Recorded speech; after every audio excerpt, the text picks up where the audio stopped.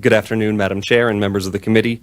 My name is Matt Loesby. I chair the Libertarian Party of Idaho. I come before you today representing my party to speak heartily in favor of Senate Bill 1179. The Libertarian Party of Idaho is glad to see the Idaho legislature delivering on the promise that upon moving these administrative rules into statute, those new statutes can be amended to better serve the liberty and well-being of Idaho's people.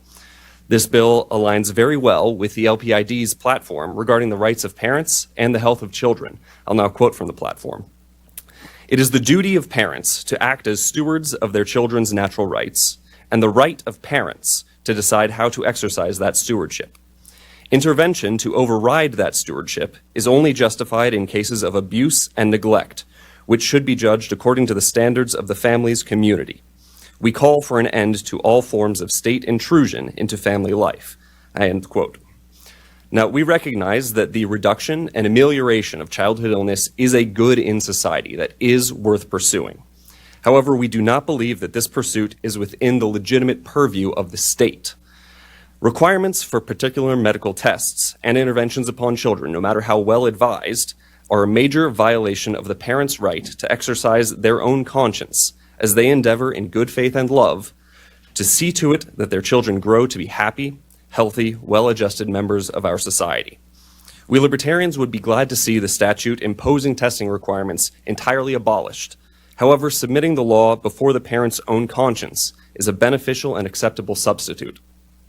I also celebrate that this bill would reduce the degree to which the state spends effort examining the sincerity of religious beliefs. I suspect the committee will clearly remember 2020 and 2021, when states across America spent a great deal of effort scrutinizing the theological soundness of moral objections to state mandates regarding medical care.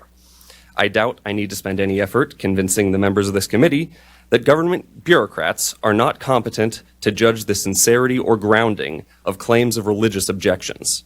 Indeed, I believe you are aware, in fact, Senator Blaylock testified, the standard operating procedure in Idaho is to accept the claims of religious objection on their face. Updating the statute to align with that proper process and to reduce the amount of paperwork involved is worth celebrating. I thank the committee for its time, and I look forward to further efforts to reduce state intrusion into family life in Idaho. I'm also happy to take any questions. Okay, questions? Senator Wintrow. Thank you, Madam Chair, and I forget your last name. Madam Chair, Senator Wintrow, my last name is Loesby.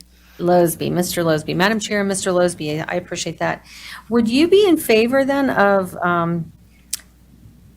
maybe just striking section 1, objects on religious or other grounds? Just get rid of that. Is that like basically you can just, as a parent, you could just say, I pass with, as Senator Blaylock said, the recognition of the understanding of screenings and those kind of things, but just take religion entirely out of it. Mr. Loesby. Madam Chair, Senator Wintrow, I would not see any problem with that. I think the effect of the statute would be the same in either case. I do think it is valuable to call out that religious objections are a worthy reason to object to some imposition by the state, but I don't think that the effect of the law would be different. Yeah. Thank you. Thank you. Thanks for being with us today. Senators.